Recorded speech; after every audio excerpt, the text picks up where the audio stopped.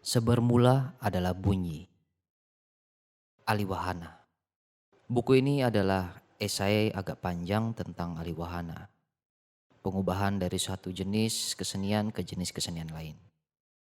Aliwahana mencangkup kegiatan penerjemahan, penyaduran, dan pemindahan dari satu jenis kesenian ke kesenian lain. Wahana berarti kendaraan. Jadi aliwahana adalah proses pengalihan dari satu jenis kendaraan ke jenis kendaraan lain.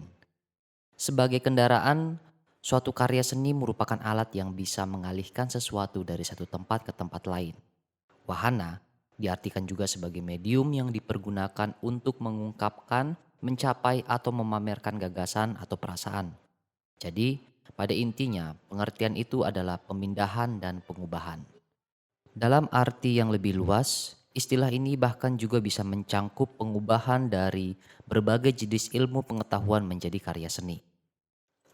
Pembicaraan tentang aliwahana pada hakikatnya tidak bisa dipisahkan dari hubungan-hubungan antar media.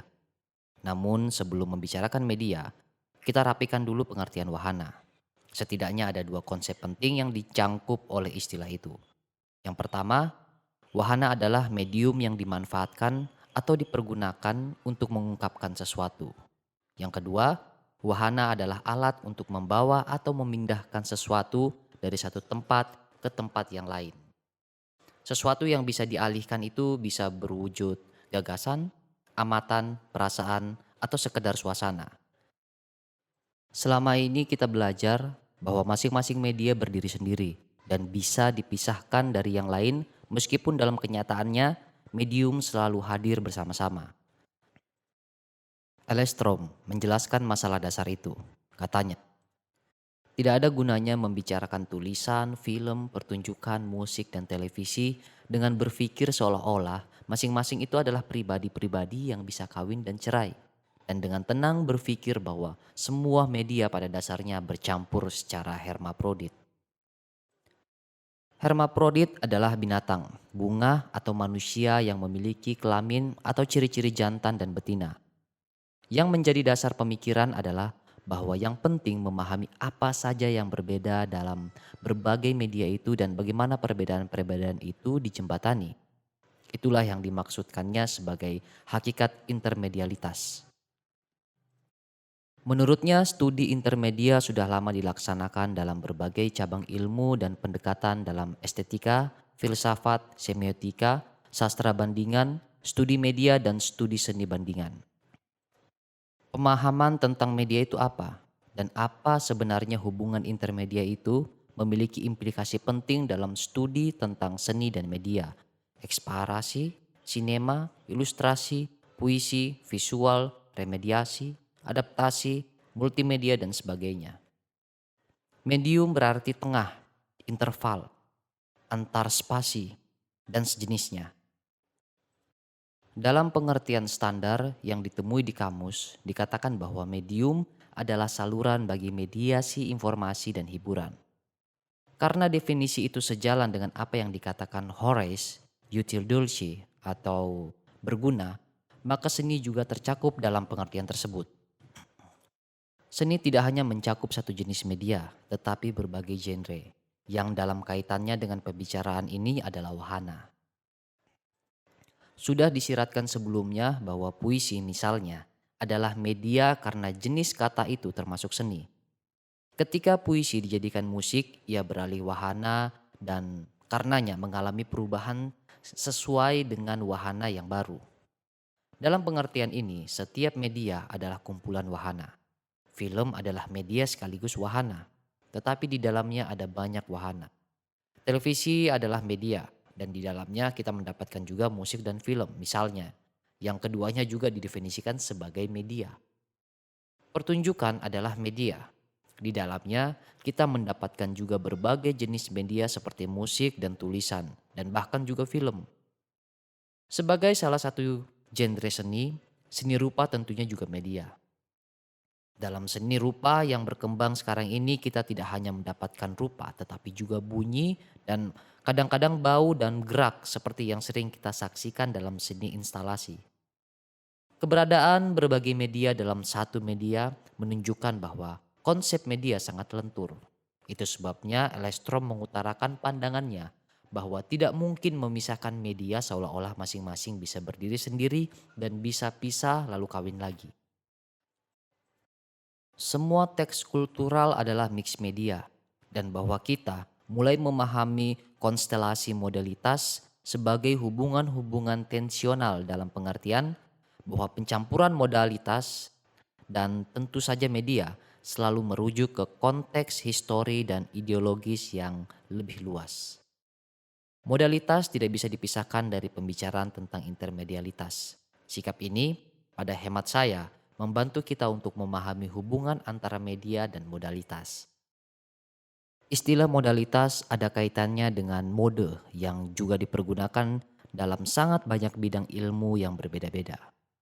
Mode adalah cara mengerjakan sesuatu, dan multimodalitas tentunya adalah berbagai cara yang serempak dalam mengerjakan sesuatu.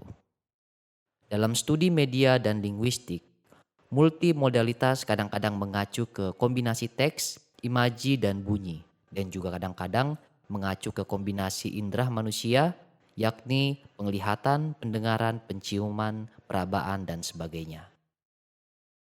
Dalam Gunter Kreis dan Theo van Leeuwen yang diacuh oleh Landstrom, mode dipahami sebagai sumber semiotik dalam pengertiannya yang sangat luas yang memproduksi makna dalam konteks sosial, yang verbal, yang visual, bahasa, imaji, musik, bunyi, gestur, naratif, warna, cecapan, tuturan, perabaan, dan sebagainya. Pembicaraan tentang alih wahana pada hakikatnya tidak bisa lepas dari konsep tersebut. Peralihan wahana sampai batas tertentu berarti juga peralihan mode. Dalam arti demikianlah studi alih wahana akan memberi keleluasaan pada kita untuk menemukan dan menguraikan masalah yang sebelumnya tidak disadari pentingnya. Beberapa istilah yang biasa dikenal dalam kaitannya dengan kegiatan atau hasil alih wahana adalah antara lain ekranisasi, musikalisasi, dramatisasi, dan novelisasi. Ekranisasi berasal dari bahasa Prancis, l'écran, yang berarti layar. Jadi istilah itu mengacu ke aliwahana dari suatu benda seni, biasanya yang termasuk sastra, ke film. Musikalisasi umumnya mencakup pengalihan puisi menjadi musik. Dramatisasi adalah pengubahan dari karya seni ke drama. Novelisasi adalah kegiatan mengubah film menjadi novel. Dalam perkembangan kegiatan kesenian, sudah sangat lumrah satu jenis kesenian mengambil kesenian lain sebagai sumbernya. Proses itu sebenarnya sudah berlangsung entah sejak kapan, yang hanya baru-baru ini saja mendapat perhatian, terutama dunia akademik sebagai bahan studi penelitian. Dalam perkembangan dan arus komunikasi dan media yang semakin canggih, proses tersebut jelas semakin menonjol dalam kegiatan kreatif seniman. Dewasa ini terasa benar bahwa satu jenis kesenian semakin membutuhkan jenis kesenian lain, baik sebagai acuan maupun dan terutama dalam kaitannya dengan proses intertekstual. Proses tersebut penting disimak justru karena di zaman teknologi yang menghasilkan komunikasi canggih ini, berbagai jenis teks bebas bergerak ke sana kemari membentuk teks baru. Sebuah teks, apapun wujudnya, pada hakikatnya hanyalah merupakan himpunan teks-teks lain yang ada sebelumnya. Kaitan-kaitan antara teks-teks itulah yang disusun menjadi makna oleh penerimanya, pembacaan atau penonton. Saya mencoba membahasnya dalam sebuah tulisan yang terlampir dalam buku ini. Sebab intertekstualitas adalah konsep penting yang berkaitan dengan aliwahana. Yang menjadi pumpunan buku ini adalah pengambilan satu jenis kesenian sebagai sumber atau acuan jenis kesenian lain. Tentu saja yang diambil bukan wahana itu sendiri, tetapi apa yang terkandung di dalamnya. Kita akan membicarakan proses aliwahana satu demi satu dengan beberapa contoh yang setiap hari ada di sekitar kita atau kita ketahui tetapi tidak kita sadari sebagai aliwahana. Kita mulai saja dari proses pembahasan dari bunyi menjadi aksara atau gambar yang merupakan inti pembicaraan masalah kelisanan dan keberaksaraan. Pada dasarnya, Perubahan dari bunyi ke aksara adalah masalah utama ahli wahana sebab menyangkut dua wahana berbeda yang berkaitan dengan panca indera.